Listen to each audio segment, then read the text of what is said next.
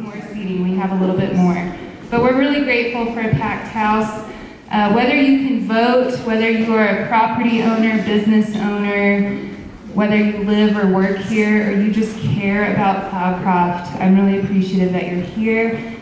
With that, I want to welcome Dusty and Tim. And they are Gerald Dusty Wiley and Timothy E. King on the ballot. That's how you'll know them. And I want you guys to introduce yourselves and tell us why you want this payless, thankless gig and what you're going to bring to it that that's different than your opponent. Well, first I want to say thanks to the Cloudcroft Reader and the Chamber for putting this on. And I'm going to tell you a little bit about myself. What I want you to do is I want you to close your eyes for a sec and think where you were 30 years ago. So for me, I came out to Cloudcroft on May 21st, 1995. And 30 years ago today, I was living in a tent on my land down in High Rolls, unemployed, not knowing what I was going to do, and trying to figure out how I was going to pay $116 a month for the 4 acres that I bought. And now 30 years later, here I am as the mayor of Cloudcroft. I never thought I would be a trustee. So the summer of 2023, I went to a couple council meetings and talked with former Mayor Turner and decided to run for trustee. And came in early 2024. And everybody knows kind of what happened to the newcomers, to the village government. A lot of stuff happened. And in December, I got appointed as the mayor. I felt that I could do the best job. Some of the other trustees, Tabitha has 2 young kids, she's homeschooling. Trustee McCoy had been having some health issues. And Trustee Maynard had little health issues, and I figured I'll step up and do my best and use my background to try to help the village, which I love, which changed my life. I was 27 years old, and everybody knows what it's like when you're a guy when you're 27 years old. You don't know what you're doing. And this place pretty much saved my life. And so what I bring to it is dedication. I've dedicated hundreds and hundreds and hundreds of hours to this village. One of the reasons why you guys don't see me is I'm usually in the office, or I'm at home working, or I'm actually in bed. I go to bed about 7 o'clock at night. I get up about 3 or 4. And I think some of the trustees can probably attest to some late night emails that they'll get from me. So I wake up and something comes up and I'll email them.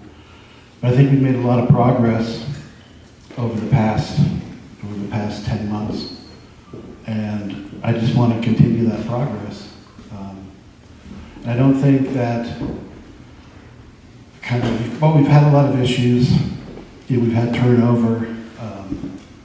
But I just don't think it'd be good for how far we've gotten to have turnover in the mayor's position. That's kind of how I feel. And I'm going to bring that same dedication if I'm reelected. I'm not going to stop working. It's just kind of in my nature. And I love this town. I appreciate everybody coming out. And that's about it. My timer stopped on me. So I think I might have a few more minutes. But so that's it, basically. I love this town, love this village. Trying to do my best. We've made a lot of progress. And I humbly ask for your vote. Thank you, Tim.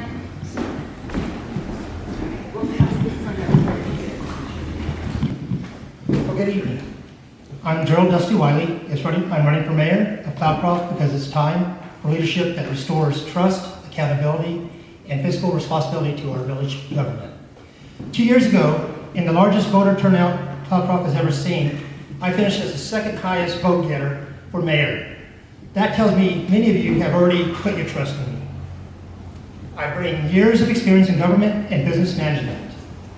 I've led large government teams, managed multi-million-dollar budgets, and turned struggling government departments into efficient and well-organized operations. As a small business owner, I know success doesn't happen by accident. It takes planning, communication, and respect for the people who do the work. Those same principles apply to running a village. You can't plan your future unless you know where your finances stand, and the same is true for our village. This campaign isn't about politics, it's about principles. It's about getting back to what good local government is supposed to do: serve the people, spend tax dollars responsibly, and operate with honesty and transparency every single day. Cloudcroft has always been special, but over the past 10 months, it's faced one of the most unstable periods in its history. We've seen more turnover in village staff than ever before. Some say that they'll vote for the mayor because they don't want more turnover. But understand, under his leadership, the turnover has already happened. The Village Council mission statement states, I'll quote it here, "The Village Cloudcroft will work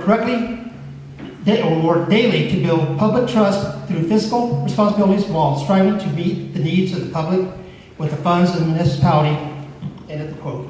That's the foundation of how our village government should operate. And that mission was ignored by Timothy King. After major financial issues were discovered, unfiled taxes, missing reports, unpaid fees, and unbalanced accounts, trustees were asked by then Mayor Turner multiple times to approve hiring a financial clerk to restore order. They voted no, including trustee King every time. That decision violated the very mission they were elected to uphold. It led directly to staff losses and instability we're living with today. Since then, departments, heads, staff, and even law enforcement have resigned or been terminated. The village office now operates with a skeleton crew, and the mayor has been forced to do almost everything himself because there's no one left to help. And that's not leadership, that's about dysfunction. So when people say we just need to keep the same mayor to avoid more change, they're missing the point. With me as mayor, the only turnover will be the one person, the mayor himself. Once that happens, we will finally start to rebuild. I already have former employees and community professionals ready to serve again under my leadership because they know they'll be treated with respect and be part of a real team. And what Cloudcroft needs is not one person trying to do every job, but a capable team working together. Just a year ago, Cloudcroft had a strong, respected chief of police, visible, approachable, and dedicated to protecting this village. But when the current appointed mayor took office, that changed. The chief resigned, a new chief was hired and then resigned. Officers were brought on and then let go. Today, we have no police department to rely entirely on the Otero County Sheriff's Office and state police. Instead of officers, the mayor has put up cameras. But cameras don't stop a crime. They don't respond to an accident or patrol our neighborhoods. Public safety is not optional. It's the foundation of a functioning community. When I'm mayor, rebuilding a fully staffed, professional police department will be a top priority. We'll bring back law enforcement, presence, and pride, so residents, businesses, and visitors feel safe again. As your mayor, I will restore openness, professionalism, and respect. Agendas, minutes, and financial reports will be published on time, and questions will be answered honestly. Appointed Mayor King says, I haven't been attending meetings. The truth is, citizens can watch them online until King stopped streaming them. I've been to several meetings, including the meeting last December to put my name forward after Mayor Turner stepped down. I saw firsthand how the trustees treated citizens. The chamber was standing room only, filled with concerned citizens. Instead of being welcomed, I was dismissed with consideration. We were treated with indifference and contempt. We were scolded and lectured and told that we were only coming out for the drama by a council member. Trustee King pointed to former Mayor Craig Turner and said in front of the assembled citizens that Craig Turner was the problem, knowing full well why Craig Turner had resigned his position as mayor. This issue isn't about blame. It's about ownership and respect. Since King was appointed, meeting minutes have gone unposted, recordings disappeared for months. That's a real Open Meetings Act concern. It affects every resident who deserves to know what's happening in their government. As mayor, I'll make sure meetings are open, minutes posted, recordings available, and citizens respected. Because when you're elected to serve, you don't complain, you fix the problems. Cloudcroft is one of the most beautiful villages in New Mexico. And I believe we can make it stronger and ever through good management and investment, make our community special again. First, by rebuilding the team fully staffing the village with qualified, respected people. Second, rebuild the police department, respect and retain officers who care about our community. Third, strengthen the economy, support small business, and promote Cloudcroft year-round. Fourth, protect mountain resources.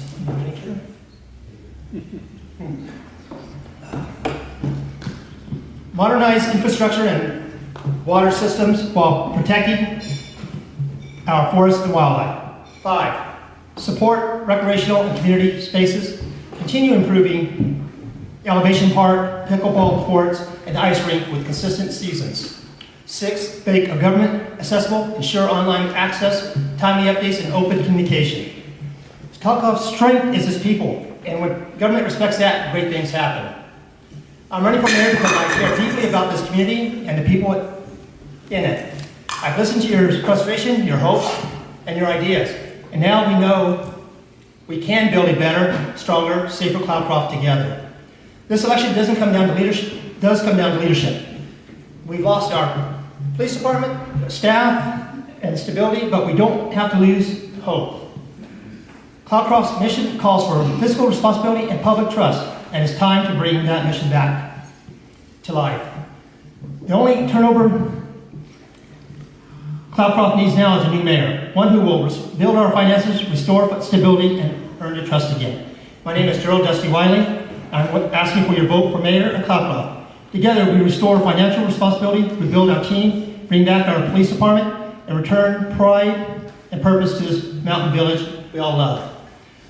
A vote for Gerald Dusty Wiley is a vote for the mayor that will work smarter. Thank you. Oh, I still got a little bit of time here. I just thought of something. On the agenda that I've seen that goes out each meeting for the village, it states that you can take 2 minutes and everybody can say what they want to say, and then they go into the agenda items. I'm looking at changing that a little bit if elected. I would like to see that on each agenda item, if people want to speak about it, they'll get their 2 minutes on each agenda item before the trustees vote on it and discuss it. Thank you.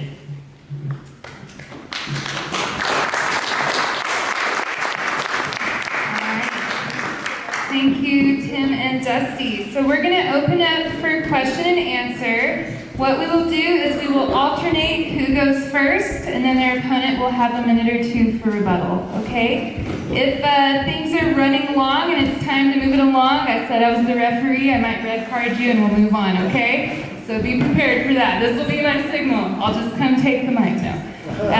But yes, so let's keep things moving on in a timely fashion. And that goes for our candidates and as well as the audience. Let's make sure that you arrive with a question, okay? So, who would like to go first? Who's going to make eye contact with me by accident? Okay. Hey everybody, it's an honor to be here, and I thank everyone for caring about such a special place as Cloudcroft. I do have to take exception with one thing. I am the silly librarian. I've only been working since January 1. I have felt total support from Mayor July 1st. I felt total support. I have done my job, as all the other villagers get the job, all the other villagers have done. And I have never felt like you Mayor, have ever tried to take over my space, and I've never felt that you have not cared about what's gone on in the library, in the village office, with Sylvia, with Ashley, with JJ, with Scott, with all the crew. So I thank you for that. I was wondering why you said that a lot of your ex-employees or your ex-people, whoever that is, I'd like to know who said what, that we were not happy and that we were not going to, that you heard from past employees that they were unhappy, because that's not what I'm hearing. That's not what I heard here and said here. So I apologize if I'm misinterpreting, but I want to hear your answer. The answer is that I did not say what you just stated. What I did say, that over the past 10 months, there's been a higher turnover in employees than in the recent history ever. Thank you. Yes, there's been a higher turnover because people have been having to do too many jobs, and I think that's fair, and everybody who works there knows that. We've had to wear many hats, but that is not because of what the current mayor has done. That's because of what was done 2 mayors before. 2 mayors before. So I do not feel like that should fall on the mayor, and I'm not saying that because I'm a current employee, because if I worked with you, I would be your employee, and that would be an awesome thing. because I love the library and I want the library to do well. But I don't want it misrepresented that in the last 2 months, everything has fallen apart for the current mayor, because that's not what I'm hearing. And you guys want gossip? You all want gossip?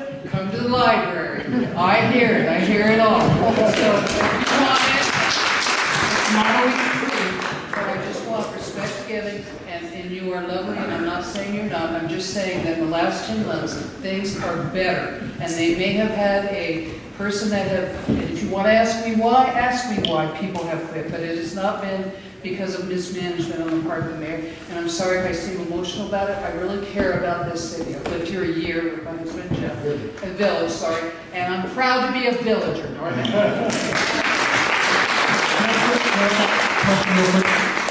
Yes. Okay, in the past 2 months, there's been 3 police chiefs. There's been multiple village clerks. There's been under appointed Mayor King. There's been multiple village clerical replaced. There's been a couple of some maintenance people that resigned.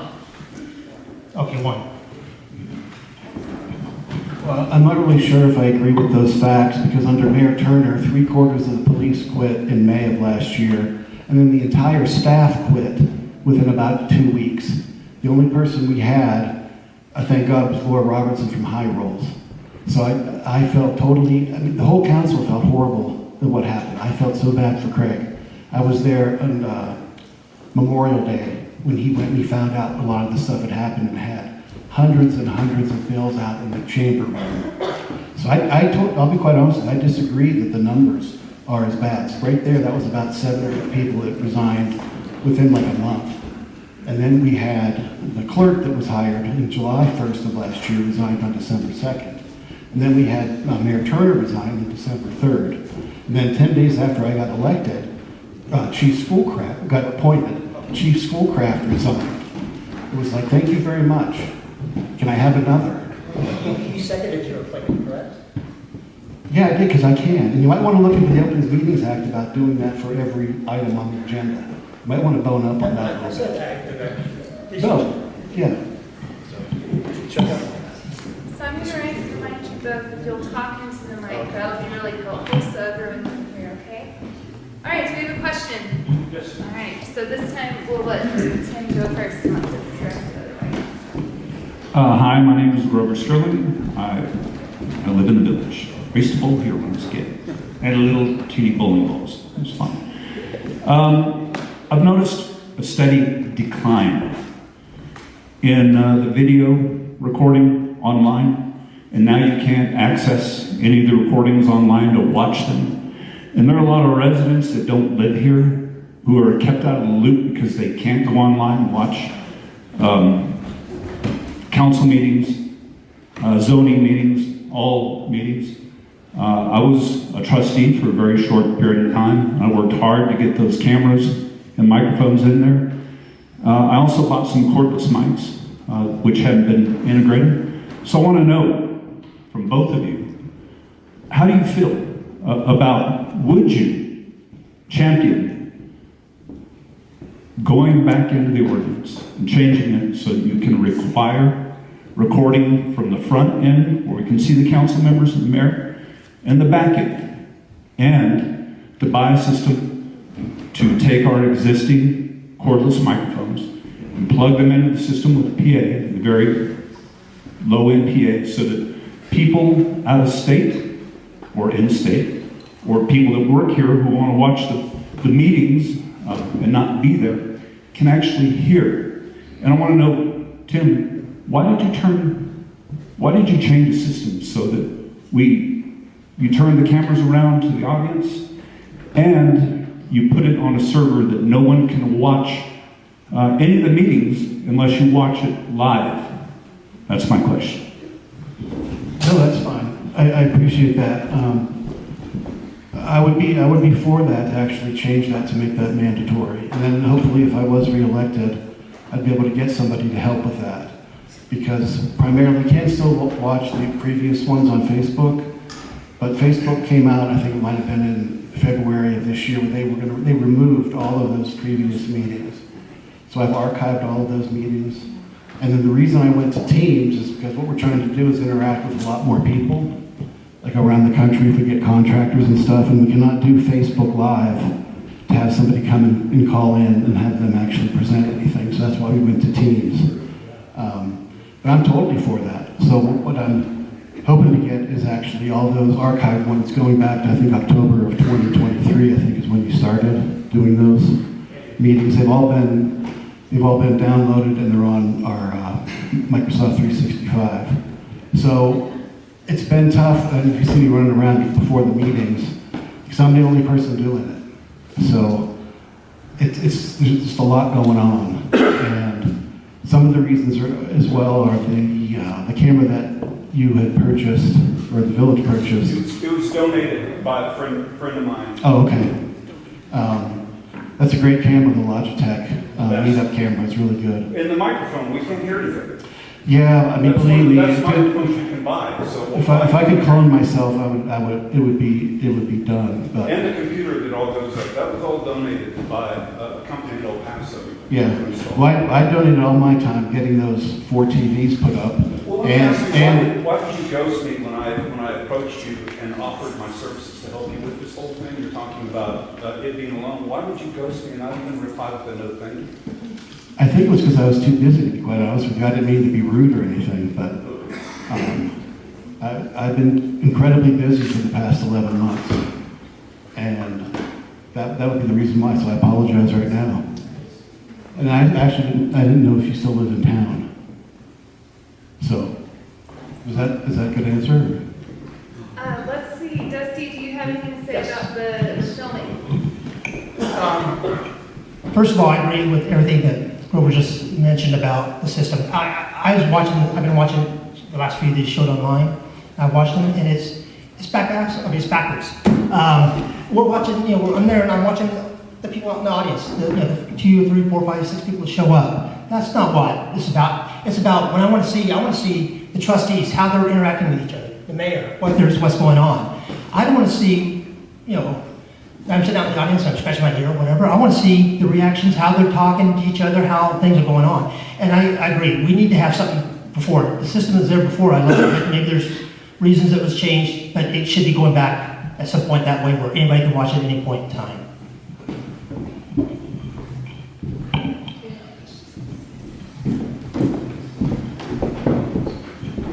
So my question is, we have a lot of expertise in this village. Is there anything that says we can't use volunteers to help with our water issues, our street issues, things of that nature? Okay, so we'll let Dusty answer first on this one. Oh, I'm Cindy Bradshaw. I think you're I'd have to review the ordinance. If the ordinance allowed it, I would love to have volunteers. If it's not allowed right now, that'd be one of the things I do is I want volunteers. And whether it be, guarding the parks or whatever, during different events, whether it be some expertise in, water. Anybody had past experience in that area, I'd love to talk to them, love to get to know them. Love to get them to sign up as volunteer and hear from them. If there's anything else, my background, I was a reserve deputy for years. I'd love to see, a reserve program start. That would have to be the police chief, whoever that may be. There's a lot of things, for volunteers that you can get that'll help the village out. I would say that we do have a ton of talent in this town, and I've actually reached out to a lot of the talent.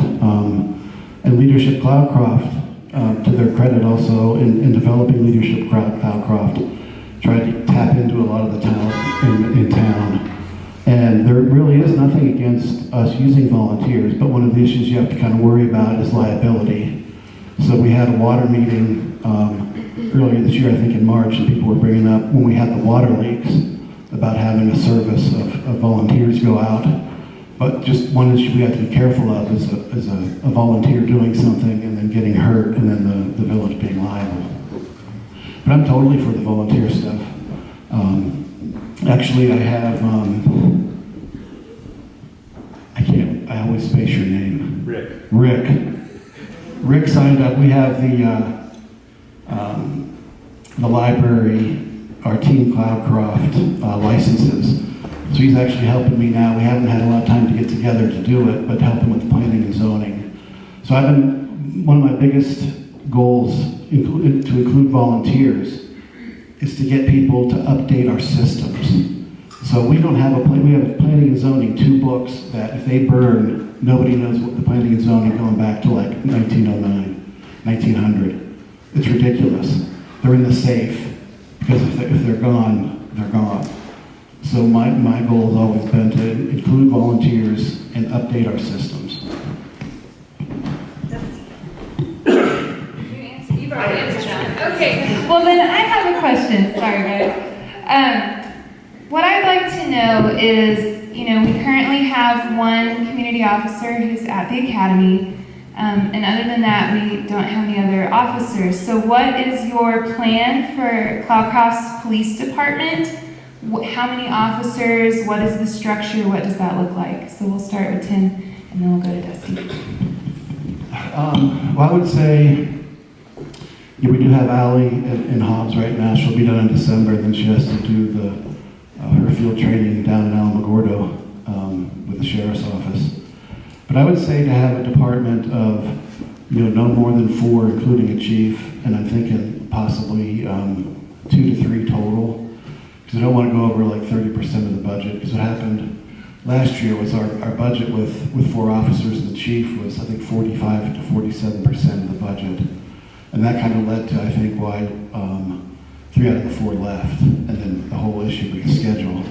But and then I recently got a call from AJ Forte with the New Mexico Municipal League to look into the state police taking over and using our the new facility we have to police the village. But I'd much rather have our own force actually, even if it would only be 2 or 3. I agree with Tim that the max would be 4, but it'd be up to the police chief that was assigned, and he would give us the numbers that he would need for the village. No more than 4 captain himself. You can get volunteers, and there's other classifications you can use. You can have community service officers that you do parking tickets and do some other stuff that's not that bad, or that hard to do. You can do whatever you want to do. There's other things you do. You can have a half-time officer that's part school resource officer as well as being an officer from Cloud Cross. So I would work with whoever the chief of police is to come up with that total number would be. It may be 3, might be 3.5, might be 4, but it would never go over 4.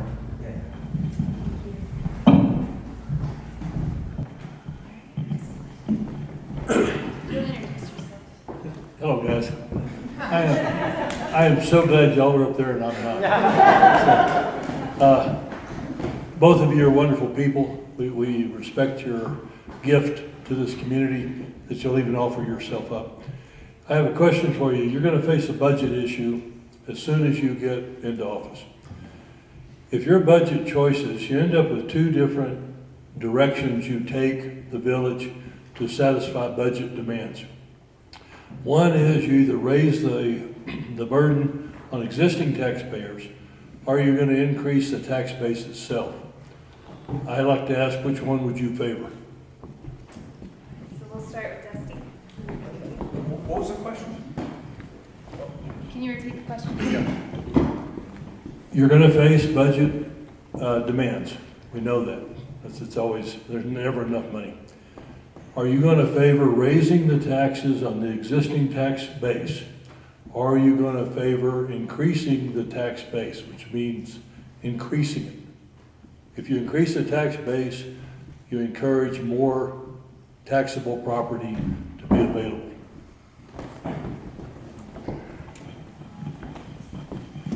Now you just confused me on the question, but I'll go ahead and go with what I know I would do. With the budget, I guess there's a budget in place, whatever it is. If I was elected on January 1, I'd look at the budget to see where it's at. I know this past July through December, there's been a lot of salary savings.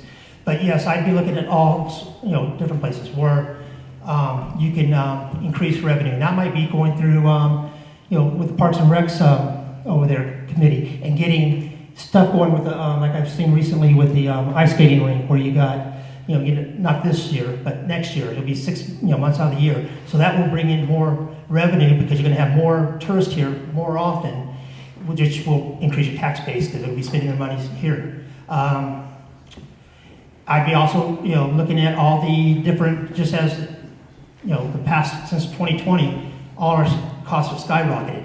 I don't know what's happened recently with all our fee schedule, but I'd be looking at the fee schedules, if that's what you're asking. I would say probably a combination, because as everybody in here, majority of people are locals, and I hear from a lot of people that I don't go out on the weekends. I hate Cloudcroft on the weekends because there's too many people. But at the same time, without those people on the weekends, none of us have a job, and Cloudcroft doesn't have an economy. So it's got to be a balancing act. So I could see doing both, actually. And we're probably going to have to institute a water survey about our water charging for water, because with all the chaos that's gone on over the past few years, we haven't actually raised the water rates.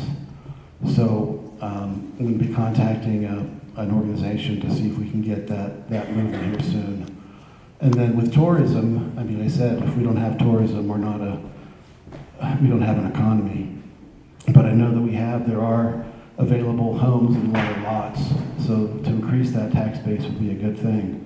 But it's a total balancing act. We have to look at our infrastructure, which is really old, our water issues, and all that kind of stuff. But a little bit of both. It sounds like a little bit of a cop-out answer, but I think we have to do both.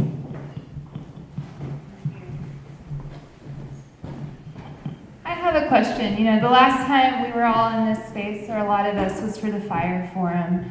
And I think that's something that every villager and stakeholder cares about, is emergency preparedness, fire preparedness, disaster, and emergency management. How will you, what is your plan for emergency management, and then how will you communicate this to residents?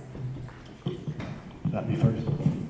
I would say that we actually had another fire forum after that fire forum. So that was one thing that I instituted. We had that fire meeting, I believe that was in April, I think. But I work closely with Chief Wershing. We're blessed as a community to have somebody that's so dedicated to this village. I mean, it's priceless. I mean, he volunteers so much of his time. He actually got us the FireWise designation this past year. For emergency management, I would say,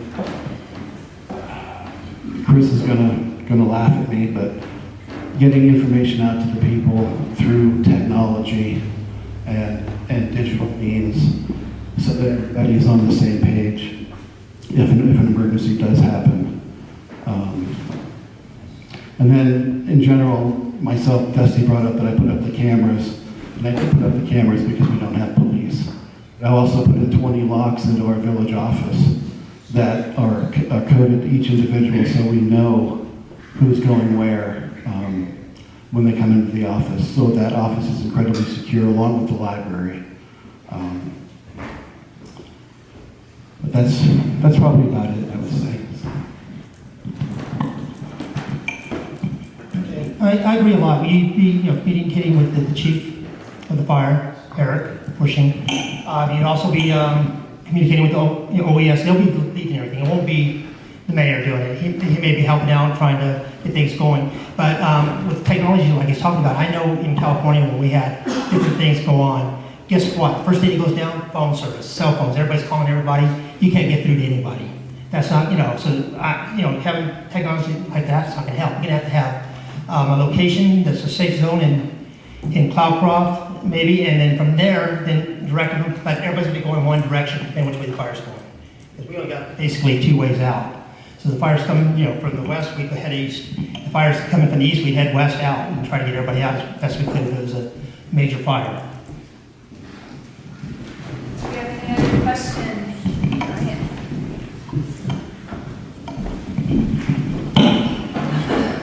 Hi, I'm Scott Dukashan, and I live at 717 Curly Place, right up the road here. And I have 2 questions for you, but the first is, and I'll be quick, but if you go up this road here, which is Curly Place, and it turns into Corona Place, right up here where Curlew Place starts a little gravel road that meets Sunset and runs along I-30. So Otter has washed out onto Curlew Place in Sunset, and every time it's hard rain, it does the same thing over and over. It gets a Band-Aid put on it, and then it rains real hard again. It happens over and over. If you drive home, which I do every day, that way you have to go, I basically have to get my car aligned all the time because of all the bumps and potholes that we have all over the village. So my question is, what is going to be done about the roads and the infrastructure in the village? I mean, with all the tourists that come in, and we're getting bigger and bigger with people coming in, the infrastructure is just not there. I mean, there are potholes all over this village. I know that everybody pays $750 a month for a maintenance fee of the roads. I think it says on our bill. Where does that money go? I mean, I did the math, and it's like $90,000 a year maybe that you get if you take 1,000 homes or businesses that we have in the village, and you take the $750. Where does that money go? Where's it been? I mean, seriously, there are potholes everywhere. So I want to know what you guys are going to do about that. Number two, and I get coming there, I'm so sorry.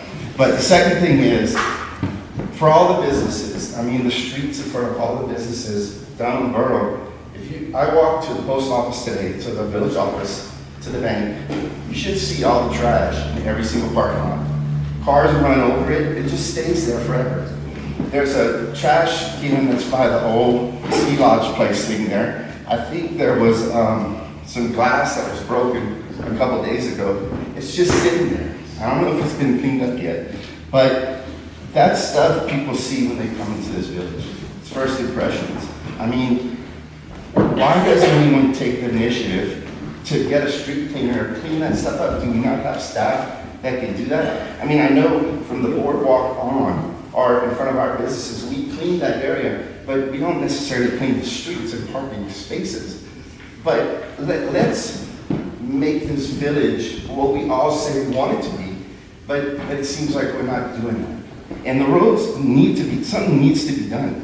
We said, the mayor before, Mayor Turner, said that they would all be paved by a certain year. Well, that never happened, and I don't expect it to be paved. But seriously, Phil, I mean, cars shouldn't have to fall in these potholes over there. Thank you, and you can answer that. I appreciate it. So we'll start with Dusty, and the questions were roads and then cleaning up the village. Thank you, Scott. I'm going to go with the trash first, clean the village. Again, I heard somebody earlier asking about volunteers. That'd be an excellent area where we could have volunteers and get them on a daily basis. Because our maintenance staff is overwhelmed. I can already tell you. Because again, you're talking about roads, you're talking about water, you're talking about wastewater. I mean, they're all over the place. So I know that just watching them out and about when I'm out walking and jogging. So that's how I handle that. I try to get that process started on that when we had volunteers, coming and picking up trash on a frequent basis. I can even be part of that. I pick up trash around my place all the time. Now, going back to your other question. Again, like I had mentioned here earlier, my priority is going to be first getting village staffed, in the village, and then after that, the police department, and then working with the chief, and then he get his staff going after that point. And then it goes into, you got your water, wastewater issues that are top priorities, and then right now we're going into winter, so it's going to be harder to patch roads. So what happened right now, I see there's been a mad dash up recently to get a bunch of holes patched, for whatever reason, as it's getting cold. But what I would do is next spring, when it warms up, I would have a team out there with hot patches and start patching all the holes. And I'm not for sure on your street, if you're talking about where it's completely gone, we can't patch that. So I don't know if I answered your question there, because that's going to be a different strategy altogether if it's already gone. I would say, well, one thing you learn when you come into this business is things take forever. Some of the things that are getting done now, right now, we're going to be starting on the mountaintop project. That's going to be replacing the roads and the water. I think that was passed maybe 5 years ago or longer. So all this stuff takes forever. I agree with Dusty, the volunteer issue for cleanup, and we do have Keep Cloudcroft Clean, which is a great job. they go out every month, and you might want to talk to them and say, can you guys have a little contingent that would clean up the village? But other than that, the maintenance staff, they are working on putting in new water meters and new fire hydrants. But it is an issue. I mean, it is the first thing that people see when they come into the village. And on the roads, one thing I'm going to do is I'm going to under-promise and over-deliver. I haven't promised anything that I'm not going to over-promise, basically. And then I've been at this, it'll be 2 years on January 1st, 2026. This village has been here since 1899. So reasons for why the roads haven't been done, there's many. There's the mountain environment. There's the different councils, what they want to do, the different mayors, what they want to do. And it is a different environment where it's not like your regular village with the roads, with the way the drainage is and that kind of stuff. But so basically, talk to keep Cloudcroft clean, integrate volunteers in to help clean up the village, and then work on more grants from the state to help with roads and infrastructure.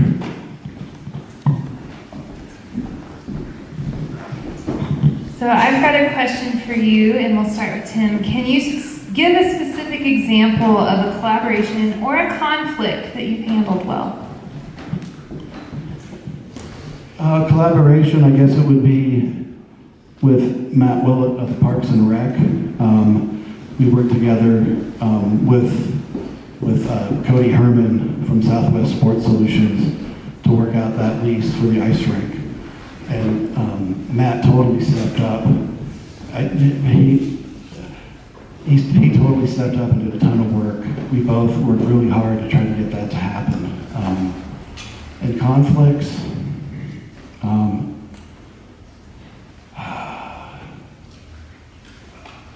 I don't think I've had too many because I've been so busy. But I mean, somebody in the audience could bring one up. But I'm a participatory kind of person. I try to bring people in and work with them. I'm not going to say this is how it's going to be. I'm always for working things out, having a group, discussing things, and then making things happen.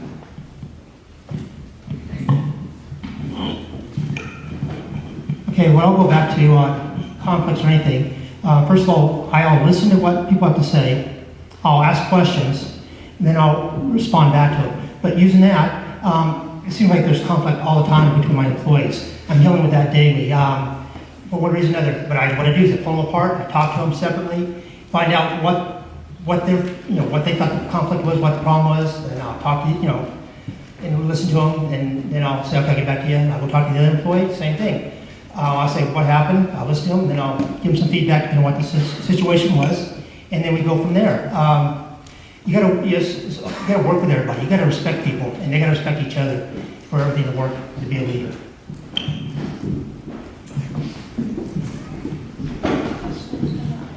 Do you have a question? Oh, she was just stretching. Sorry, you gotta be careful. Thank you.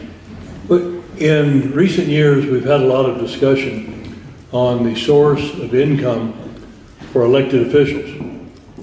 Would you please share with us, each of you, in a detail, what are the sources of your personal income today? I got a lucrative retirement from California, 6-digit, so that's my main base, if that's what you want to ask. My cafe, my motel, and my candy store are doing really well. On top of that, I have investments, but that's there. Is your retirement tax supported? Tax supported? Yes. No, it was all I put into it. But it could go away someday because it's managed by a state government. Well, my wife and I, Gail, we own the Summit Inn, and that's pretty much our only source of income. So we put everything into it. So that's one of the reasons why I'm working so hard, is because I don't have a real fallback position, to be quite honest with you. So this has to succeed. This village has to succeed. And I have 5 acres down in High Rolls, but that's about it. and some investments. A little bit of Bitcoin, unfortunately.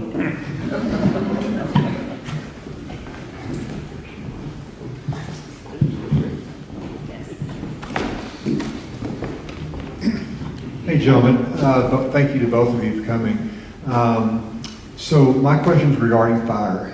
When I ran for mayor, I guess 2 years ago, I shared that while roads and water are a big problem, fire was my biggest concern because unfortunately, like Ruidoso, we're 1 square mile. So if we have the fire that Ruidoso has, there's no more Cloud Grove. So my question is, the last thing I did before stepping down as mayor is I had a conference call with the chief of staff of the governor.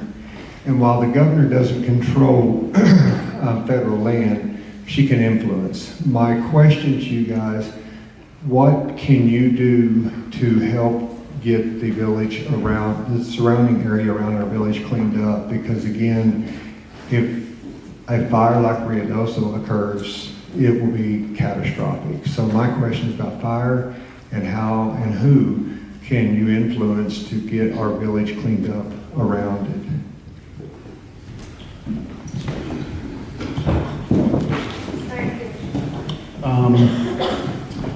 Well, one thing I did back in February when the fire season started, went to the kind of a combined fire meeting. And there is a lot being done by the Forest Service. They've gone through about 5 years of NEPA required surveys and studies they had to do. And I actually recently got the boundary around Cloudcroft for where they're going to be doing those treatments.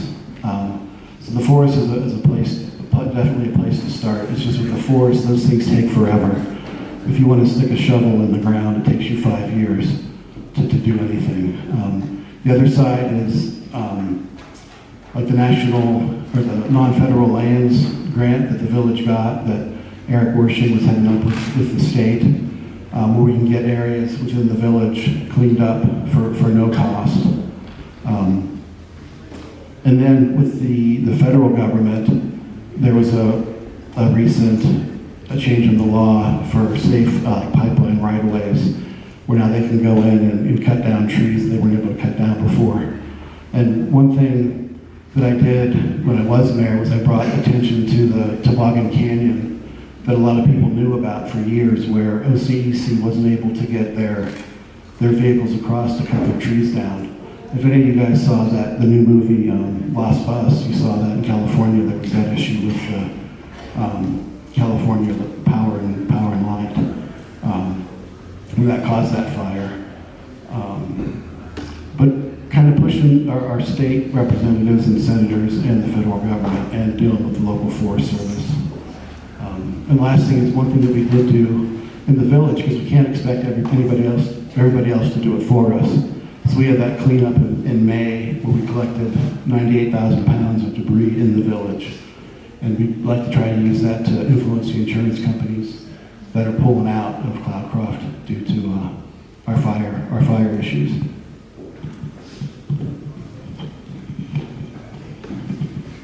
Well, working with Chief Wershing, we try to develop an excellent relationship with the forestry, all the federal people around here. And so we could work with them to see what they could do for us and help us and clear certain areas where we're going to have major fires. I know recently they were doing some work down just west of us.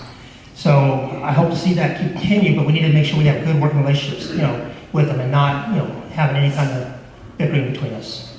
So with that, I think we can go a long way.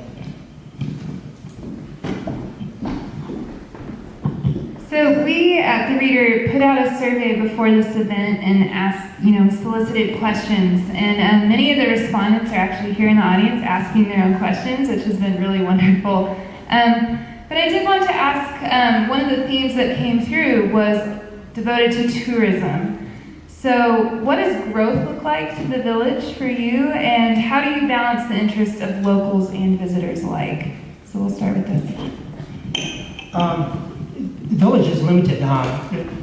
You only have so much space in the village. So the growth is going to be slow, whatever it might be. And you only go so far, and then growth's going to be done. There's still a few spots out there, but with the water issues, we need to get the water taken care of before we do any major or try to add into, Cloudcroft and then make Cloudcroft bigger if you're gonna, large Cloudcroft, mileage-wise. But right now, Cloudcroft growth's gonna be slow. Did I answer your question? Well, that one was from several folks that wrote in, but I hope so. I would say, to agree with Dusty, we don't have, we're 1 square mile. But I don't know if you know in the news, probably the last 3 or 4 months, that Senator Mike Lee from Utah was proposing selling federal land. It kind of got shot down, but I'd almost like to see if we could look into that, where we could possibly extend the Cloudcroft boundary to Ski Cloudcroft, to make it maybe like 2 square miles and do smart growth. Because that's the only way we're going to grow. And I know we have probably 25% of lots that still can be built on. But with the tourism thing, it's a big balancing act, because we don't have a street light, and we have people that speed through this town that go way too fast. We don't have speed bumps. And one thing, if I am reelected, and we talked about this earlier a few months back, would be to meet with the DOT and see what we can do with flashing lights coming up the mountain right when we come around that bend, lowering the speed limit down to 25. Things like that. But it's a real delicate balance, because it's crazy on the weekends. There's just a lot of people here. But we need growth, because if you're not growing, you're dying. So I'm pro-growth, but I'm also pro to balance what we do for the village. I'm going to take one more question from someone who has not asked a question yet. Sorry, Grover. I was just waiting to see if anybody else asked it, but it's very important to me, and I think for everybody in this room, for us to know what decisions were made in meetings, and that was a very important thing for you, Timothy, when you were a trustee, for minutes to be posted very regularly. And since you've taken leadership, there have been no minutes posted at all this year. So my question is to both of you: will you commit, if you're elected mayor, to post minutes regularly on time, so that people can know exactly how, the meetings went, especially if they weren't able to be there in person, they weren't able to watch it? I think that's just a very fundamental thing that we need to have in the village. So I'd like to hear from both of you, your thoughts on that. I forgot who goes first.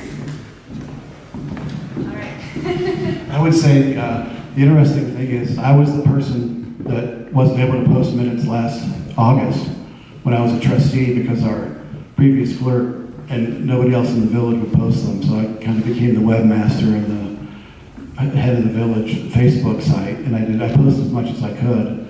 And we are supposed to do that. We are supposed to post that stuff within 10 days. And I'll make a commitment now to hopefully, if I can do that before the end of this year, but if I am reelected, we'll have a system where that can be done a lot quicker. But I must say that last year there were a lot of meetings, and one thing I have done is to use the Otter AI to make it a little bit easier to get those recordings, because I know it would take the staff a long, long time. They would actually, I think, watch the Facebook videos, look at their notes, and make the minutes. And we are moving forward with that, because even before Mayor Turner was elected, we had no control over our website.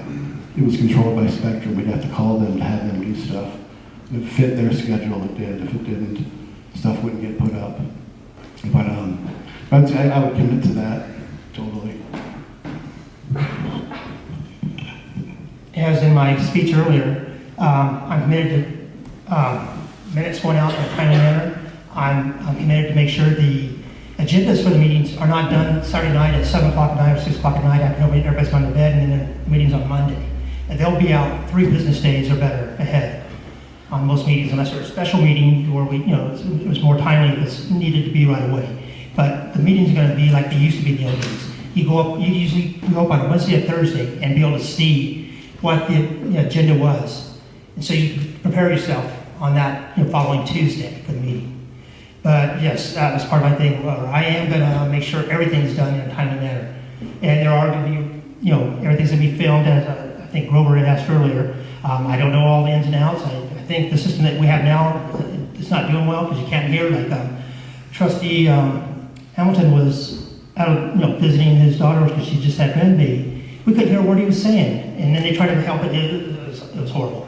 And then you try to watch things, you're watching the audience out in the background, you're not looking at the trustees or the mayor, so you can't see what their body language is, how they're reacting to the, what's going on between them, as they're discussing things, when they get making a motion. But that's it. Thank you.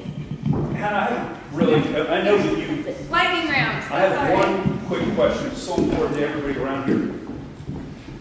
Everybody knows we've had a problem retaining police officers and police chief, and they've come and they've gone. The reality of it is that when you go to your first budget retreat, you find out how little money we have. There are only a little over 800 of us here that are paying for all of these expenses with our reoccurring monthly fees on our water bill. We get a little bit of money from gas taxes from the state. There's money from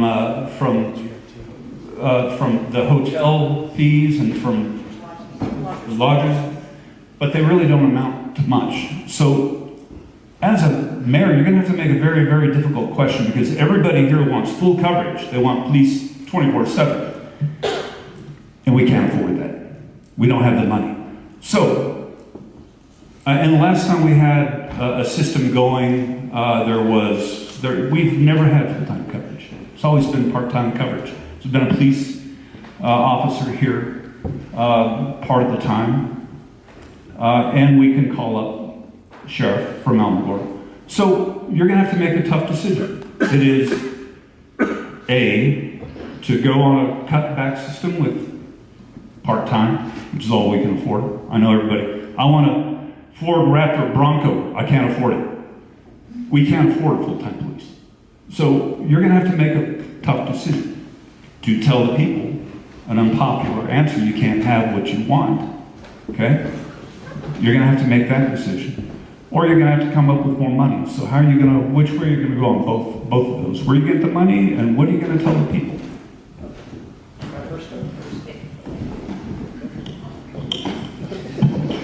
All right. It's a very good point. We will not ever have 24/7 coverage. You can never have that for us officers, period. You'll have coverage, and it won't be like it was before, where they're on 24 and they're at home half the time.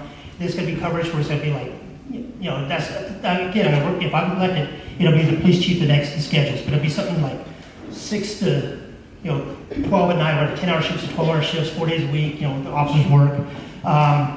And then we'll talk, work with the sheriffs to give the other coverage over, for the 3 or 4 hours a night that there's no coverage at all. Then again, talking to whoever the chief is at that point in time, I'd like to get a volunteer program started. Or, as I say volunteer, a reserve deputy program started, which won't cost the village anything. And then there's also other ways you can save money. You can have the community service officers that do the other stuff that they can't do like an officer, but they can write the citations, they can do reports for ordinances, etc. There's all kinds of things. There's all kinds of ways, but that's where you have to work with the police chief and be real, close with the police chief and asking him and talking to him, getting his ideas and listening to him. Your police chief is whoever it is. If they've been a police chief in the past, they're going to have experience and know how to help you and help the village. Yeah, I agree with you, Grover, that we're never going to be able to afford, really 4 full-time police with a chief or chief and 3 officers. And everybody was kind of deluded for years thinking that we had 24/7 coverage, when it really wasn't that at all. And another thing we have to consider too is the fact that Otero County is 220 square miles. They have, I think, 64 officers. 2 are up here during the day and 2 are up here at night. And if they have a call in Mayhill, they're not going to be around here. So it's going to take a long time for people to react. So I do believe we do need a police force. But you're right, there's tough decisions that have to be made. I've made some unpopular decisions. I'm not going to overpromise. So I actually had the council just forced me to have a meeting for like the first time ever. So, but I'm going to stick to my guns. But I also also agree with Dusty, and when I was working with Chief Hernandez about the community, the police officers. So I think that's working out pretty well in Alamogordo right now. They have a community police officer unit. And then when Chief Schoolcraft was here, he did start the neighborhood watch. So if I'm reelected, I'd like to kind of bring that back, because it kind of, when he left, it kind of, not much happened. So that'd be my position. All right. So this question is for both of you. What would, if elected, success look like at the end of your term? And at the end of that term, how would you ensure a smooth transition to the next mayor? So we'll start with Tim. I would say that everything we're dealing with now is fixed and documented, so that we have systems that will be able to be taken over by the next mayor, whoever that is. And hopefully it can be done within 2 years, but primarily that would be a system that would be created that could kind of live on after my term. Then also to set something up where an outgoing mayor does meet with the incoming mayor, to work with them from November 5th until January 1st, and what they need to know and what needs to be done for the village. So I'm not sure if that happened between Mayor Denny and Mayor Turner. But then success, I would say that we have a little bit more control over our roads in the sense of speeding. So if we can work with DOT to do something about that, either lower the speed limit or get those flashing lights at the entrance and exit of Cloudcroft on 82. And I would say the ice rink, hopefully the ice rink is successful, and we can do more kind of partnerships like that to bring more tourists in and more tourism, and actually benefiting the locals. So if we can get an ice hockey league for kids in town, that would be really great. And then if we can get that pedestrian bridge started within the next few years. What about the Mountaintop Project? Well, that's actually going to start here soon. So I was at the COG last Friday with Trustee McCoy, and we put in for $2.5 million for the community development block grant. So what's happened for the past few years with tariffs and with taxes, prices have gone up a ton. So the Mountaintop project was originally budgeted, let's say, for like $2 million. Our original budget that you might have helped pass, it's blown past that. So we're going to find out on October 20th about the CDBG. That'll be an additional $2 million. It's not dead. No, not at all, no. Could you repeat the question to make sure I heard the question right? Yes. So, if elected, what would success look like at the end of your term? And then at the end of your term, how would you ensure a smooth handoff to the next mayor? Okay. At the end of the first 2 years, everything will not be completed as you stated. There's things that need to be done. There's no way the roads will be done. There's no way you'll have a new water aquifer out there, pumping waters. Okay. I thought that's what you had said, that the mayor would have an easy time with things. But anyways, there's a lot of things that need to be done. But at the end of the 2-year term, I'd probably run for office. I'd run for office and continue. If I did not win office, I would have worked with the mayor at that point in time. Is that the question you're asking? And let them know everything I know at that point. And what would success be to that? The success would be at the end of my term that there would be another aquifer in the process, being, whether drilled or whatever, or land bought, or whatever it may take to find that second location. Because I've heard from Jim many times, we have the water rights, we just don't have the water. And we need a second water offer. I'm getting talk right now, but anyways, because without what is contaminated, Cloudcroft is shut down, everything's gonna be hauled up. So that's going to be working in the process. That will not be done. So there's a lot of things. The roads will not be done, but there'll be a process. There'll be things going forward. You'll see things happening, but there's not going to be anything completed. There's no way it's going to happen within 2 years. All this stuff. I skipped over one of the main things is the wastewater plant. It's outdated. It's got to be looked at, and things need to be looked at right away. That shuts down. What happens? But that'd be something else. But yes, there's gonna be plans and be things in the process working right now, and people will be aware of it. I'll be talking to them, letting them know where I'm at in each step as it comes along. All right, so I want to thank you both for your time. I want to thank everybody here for their questions and everybody's, remaining respectful. Thank you.